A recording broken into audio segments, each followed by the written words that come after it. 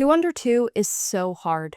I remember those days vividly, warming up my coffee cup about 45 times in the microwave, changing from one pair of sweatpants to another pair of sweatpants, just over and over, day in and day out. I could sing the Blippi songs better than literally my kids could. Every day felt like a game of Survivor, and my hormones were so out of control that I didn't even know what version of myself I would be waking up to. If that sounds like you, and that's your reality, then welcome. Stick around. I'm going to be sharing some stories about my life during that time of two under two. I'm going to share some honest truths and hopefully some encouragement that will carry you through the next diaper blowout. So stick around, grab a cup of coffee, and let's hang out together.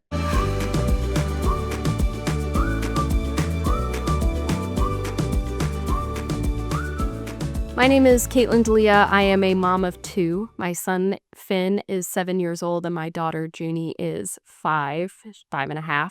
She'll be 6 in December. And Junie is actually the reason that I stopped making YouTube videos in 2020. I found out I was pregnant with her and just was immediately overwhelmed with the weight of what was going to happen. Just the idea of having two kids under the age of 2 was really hard. So if you're watching this at 2 a.m., trying to get through another nursing session, or if you're dissociating for half a minute while your kids watch a TV show, then, just pop a headphone in.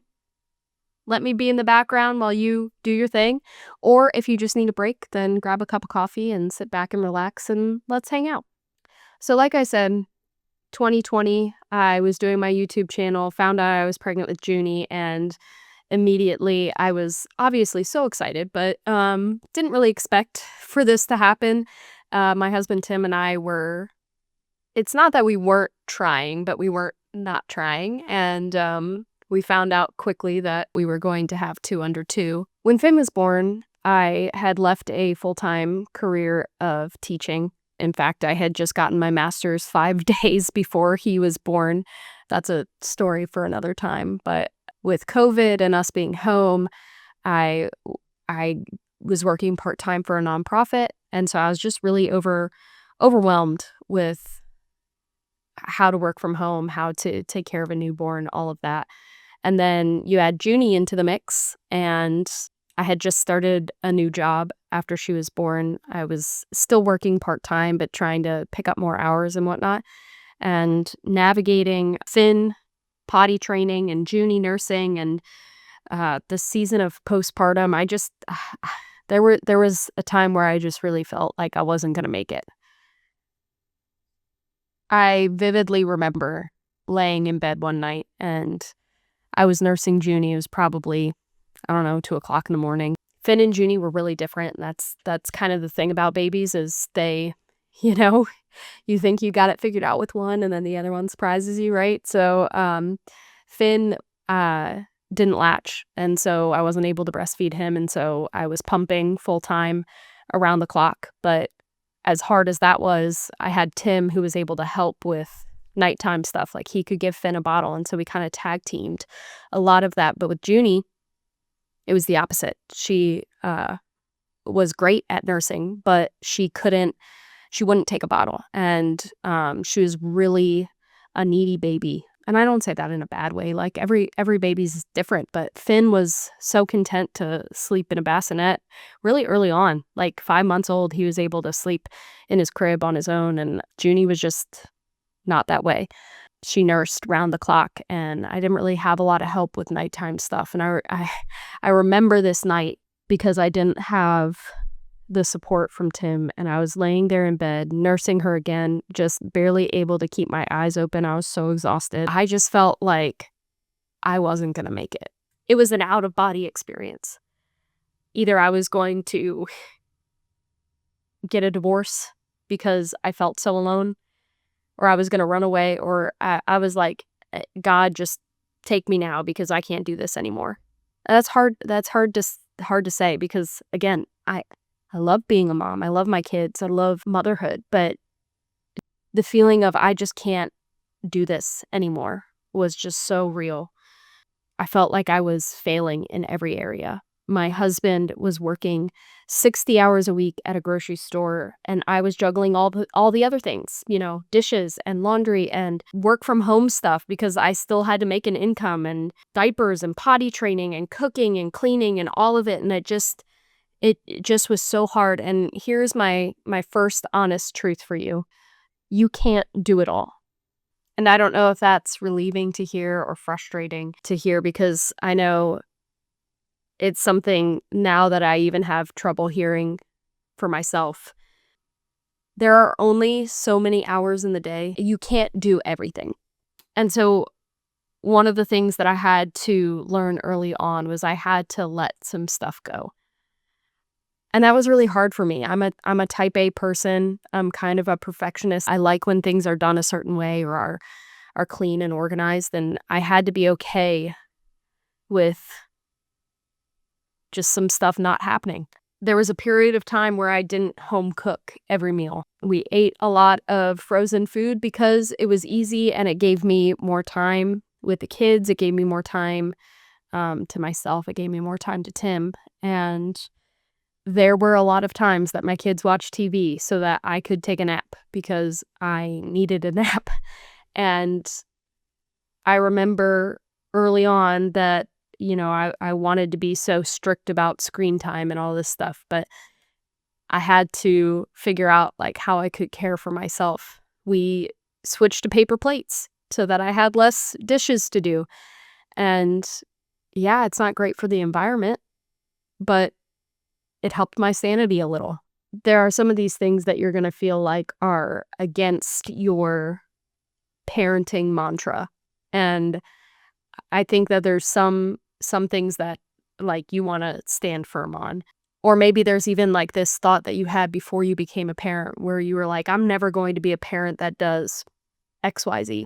There's going to have to be moments where you're willing to compromise, not for any other reason than just to take care of yourself. I can't tell you what those things are. You're going to have to figure out what those things are. You're going to have to figure out what are your non-negotiables and what are things that can be negotiable. And bring your husband into that, bring your partner into that, because they're going to be the ones to, challenge you in different areas. And sometimes we need that. And here is honest truth number 2. Your husband is not your enemy.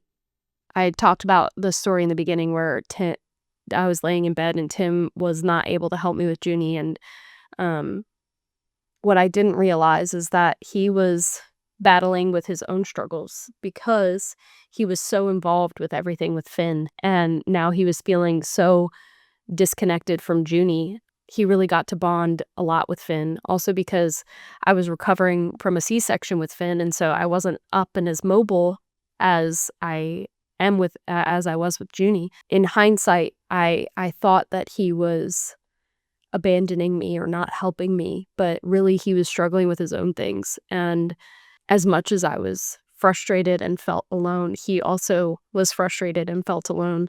And one of the things I learned is that like we just had to do things towards each other every day. We started watching YouTube videos together. That was one thing that we did together. On Sundays, we had pizza day, and we'd order a pizza after church, put the kids down for a nap, and eat pizza and watch silly YouTube videos together. We practiced just doing little things towards each other, little things to show one another that we care about each other, little things to show that we were on a team. And really, there was a time where I was frustrated that Tim wasn't more helpful with stuff around the house, but I realized that he was working 60 hours and would come home and I was home all day. And so it really was my job. It was my responsibility to take care of stuff around the house. Now, years later, I'm working full time, he's working full time. And so we share those things a little bit more. But back then, it wasn't a 50-50 on housework. And I think if you're a stay-at-home mom, that's an important thing. So you might be feeling right now like your husband is just the enemy in this situation. He just doesn't understand. He just doesn't get it. And he doesn't get it. You're right. But that doesn't make him the enemy. And I think the more that you can embrace his role in the relationship and your role in the relationship and work together as a team. All of this is a team effort. You're not working by yourself. And this brings me to honest truth number 3. You need a community. I'm an introverted person. I don't make friends easily. I think the greatest friends I've had the majority of my life are people who have just adopted me as an introvert. They've just said, hey, I'm going to be your friend.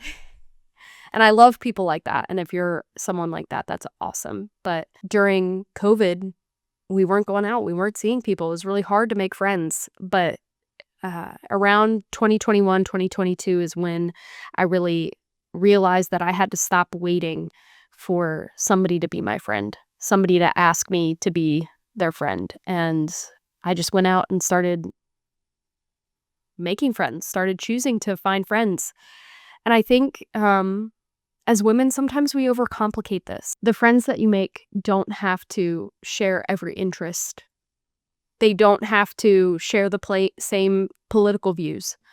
They don't have to be these like besties that we see in the movies. They can just be people that you can talk to. I have 3 girlfriends that are kind of my ride or die that I have leaned on in pretty much since after Junie was born to now. And I can call them at 3 a.m. So it doesn't matter if you have things in common with these people, other than the fact that they're in a similar season of life. These 3 girls all have kiddos. We're all navigating motherhood. And it's been the best thing to be able to have somebody that I can call in the middle of the night, that I can depend on. We do stuff together. We hang out at each other's houses. We've done beach trips with the kids. We've done stuff without the kids. And just people that you can easily talk to. I found my friends at church, and I think it's so hard when you don't have a community around you to just be like, is this normal? Or I'm really struggling. Can you talk me down from this ledge right now? Those kind of things. Like, you just need people like that. So go and find your friends, because I remember when Junie was first born, I didn't have those people.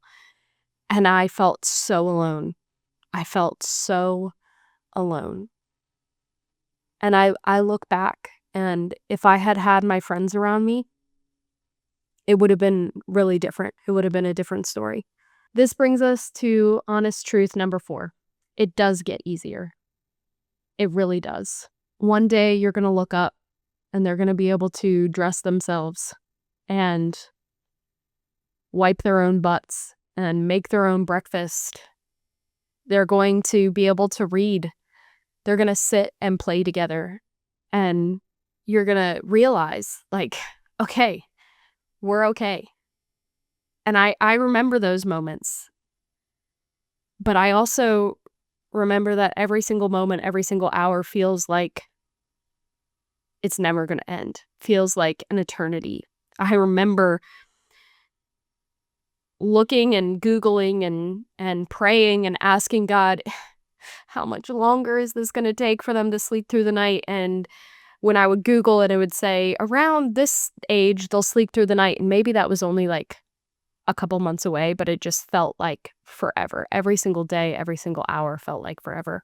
But now I can confidently look back at that season of my life and say, yeah, I made it. I'm okay. And that season was a blur, and I cried so much. I felt like such a failure all the time. The mom guilt is so real. Every time you choose to turn on the TV or you give them chicken nuggets or whatever it may be for you, it just feels like you're failing. But the truth is that I wasn't. I know that I'm a great mom. And I don't say that to be prideful, but I also know and I believe that I was chosen for this time to be Finn and Junie's mom. And so I can confidently say that to you. No matter how you're feeling right now. No matter if you feel like you can't make it through another day. It's going to get easier. You were made to be their mom in this time, for a reason. So don't give up. I know that it feels bleak. I know that you are exhausted. I know all of those things, but you can do this. Get outside. Take the kids with you. We went to the park all the time. We went to the zoo all the time just to get out of the house, just to do something to mix up the routine. And I know how hard it is, but you can get through this.